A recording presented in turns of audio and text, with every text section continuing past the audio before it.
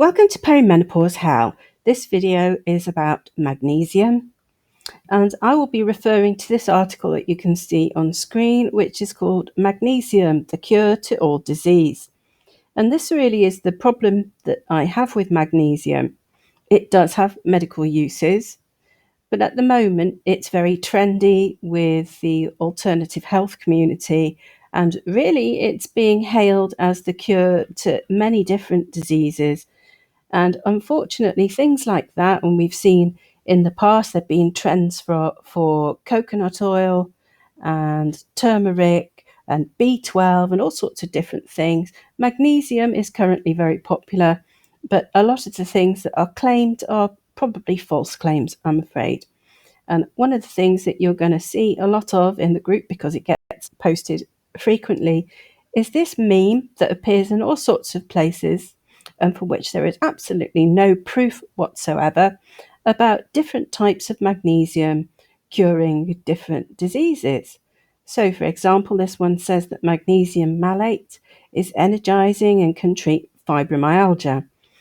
Magnesium taurate, for example, says cardiovascular health. 3 and 8 is for brain injuries. Good grief. But there are absolutely no studies or factual evidence that proves this to be the case. Basically, if you want to take some magnesium, and there are things for which it probably does help and for which there's a basis in science to say that it will help, but there's no need to splash out on any of these special types because pretty much magnesium is magnesium. And the only benefit is to the health food store that is selling you taurate, for example, or 3 and 8, which are very expensive types, because it's more profit for them. So although many people go on about Big Pharma making loads of money, Big Pharma has a little brother, and that is the alternative medicine industry. So don't forget, all these people that sell this stuff are making money too. So in the article that I just mentioned, this says there is little credible information to guide selection, which means there are no studies in human beings, only rats, as to different types of magnesium doing different things. So that meme that I just showed you isn't based on any type of fact whatsoever. So if we look at actual medical uses of magnesium, magnesium is a laxative, and that's been a medical use for it. However, what I will say is, and I hope you know what a laxative is something that makes you poo, basically. So if you are constipated and blocked up, magnesia used to be something that was recommended.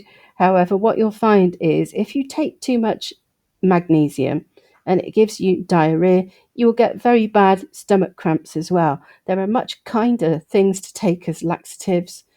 Many of the more modern stool softeners, for example, do not have that kind of cramping effect. So I wouldn't even recommend magnesium as being a good laxative at all. The other thing it's used for is in the treatment of preeclampsia, which is something that heavily pregnant women usually develop, which is to do with high blood pressure. And it needs to be used in quite large amounts, and it's often injectable, so it would be injected straight into the bloodstream. But obviously that's not a use, because it does help blood pressure, but you need generally quite a large amount. There are many other more modern and better treatments for blood pressure in women who aren't pregnant these days. So magnesium also seems to be effective for treating some forms of arrhythmia. So this is of particular interest to us in perimenopause, when lots of women get palpitations and heart-based symptoms. So it's something that you may want to try. And if it doesn't do anything, well, never mind. Magnesium is not expensive. It's very plentiful. And if it doesn't work, it at least is quite harmless. And I would advise you to go easy with the dose, as we've just discussed the effect, laxative effect. You don't want to end up with diarrhea. And believe me, it can take a few days to see the diarrhea effect starting. So you may have taken it for 3 or 4 days before you notice you've got a bit of a tummy ache. So just be careful. It's probably better to buy a large amount of a small dose and then build up to see what you can tolerate. It does say here that some types of migraine and cluster headaches also seem to respond to magnesium supplements, but as a sufferer of chronic migraine myself, I have to tell you that it hasn't helped my migraines at all. It's something that it's worth a try. Don't expect miracles despite these articles that you see in the alternative medicine sphere. So this is an example of what milk of magnesia, which is the laxative form of magnesium that's often sold, is like. A bit old-fashioned now. To carry on with this article, magnesium is abundant on Earth, and so it's also abundant in food. In general, the absorption of magnesium from the diet is estimated at about 50%, so some people can still have insufficient dietary magnesium. So there is some evidence that people may need more magnesium in their diets, but if you're worried, perhaps you should get a test. Although, on the other hand, if you take too much, it's only going to come out one way, as I've already said. Just a note from this, it says, particularly grains contain more magnesium than meat or dairy. So this is bad news for people who are on a keto diet that has very few carbohydrates, or people who just eat white and heavily processed carbohydrates, that more magnesium is in grains than anything else. Just a note here as well, it also says that in hard water areas, you're actually getting magnesium in your drinking water as an element. So really, for most of us, there's not an awful lot of need to worry about being deficient in magnesium. You should be getting enough in your food. One of the other things I also wanted to point out in this little pink box that I've put around the words magnesium stearate on this supplement ingredients. This is a bottle of vitamin C supplement, and you'll note that it contains something called magnesium stearate. This is used as a filler and to make your supplements, and also it's used in pharmaceutical medicines, look a nice white colour. It's a sort of, magnesium is kind of a chalky substance in its natural form.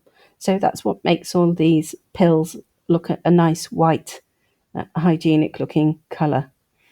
So if you take a lot of supplements or medicines, you're probably getting some magnesium in those as well, which is why if you suddenly take a whacking great dose of magnesium supplement, you might find yourself with diarrhea. So, in other medical conditions, magnesium's role is less clear. Magnesium levels may be related to osteoporosis, but the role of supplements is still being established. Diets high in magnesium seem to reduce the risk of stroke, but supplementation doesn't appear to offer the same benefit.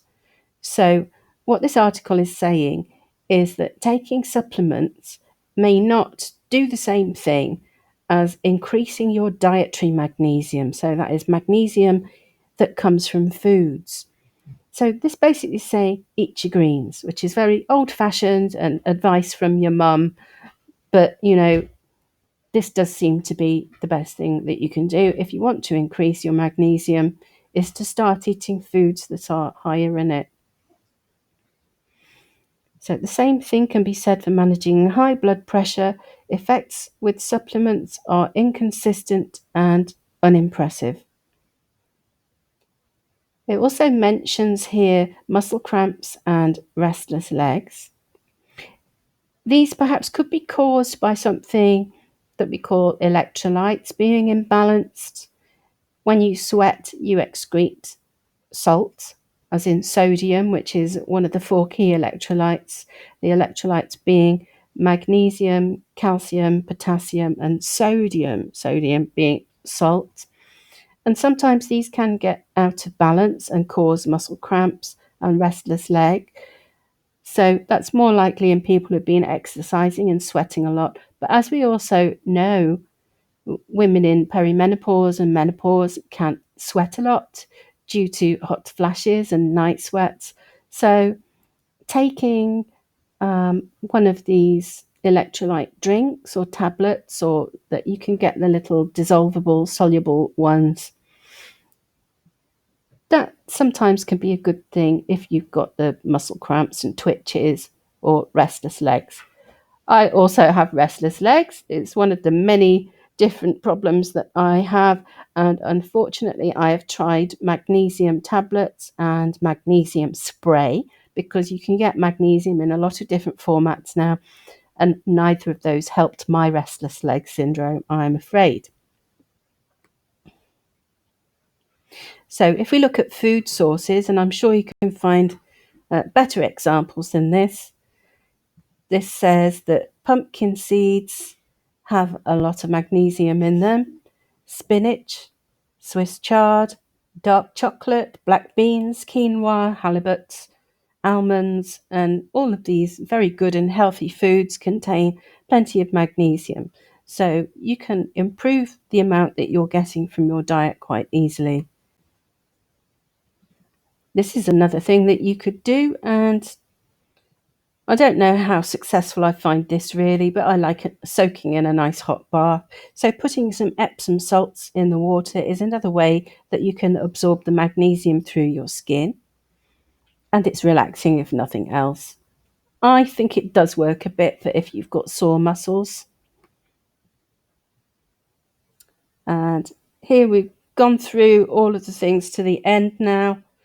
So I'll just conclude by saying that just be careful with all the claims people make about magnesium. I really don't think many of them bear a lot of scrutiny. They're worth trying for some things. I didn't find it ever worked for sleep. That's another thing. People say it helps with sleep or depression or whatever. Really, for palpitations, it's worth trying. For restless leg, yeah, that's another thing. Maybe it's worth trying. But don't spend a lot of money on it, and don't expect amazing results. So that's the end of my presentation on magnesium. If you found this video interesting and informative, then please do subscribe and like and all that Facebook jazz. Sorry, YouTube jazz. I'm not going to record this again just because I got one word wrong. So anyway, yes, do all that jazz. Thanks for listening.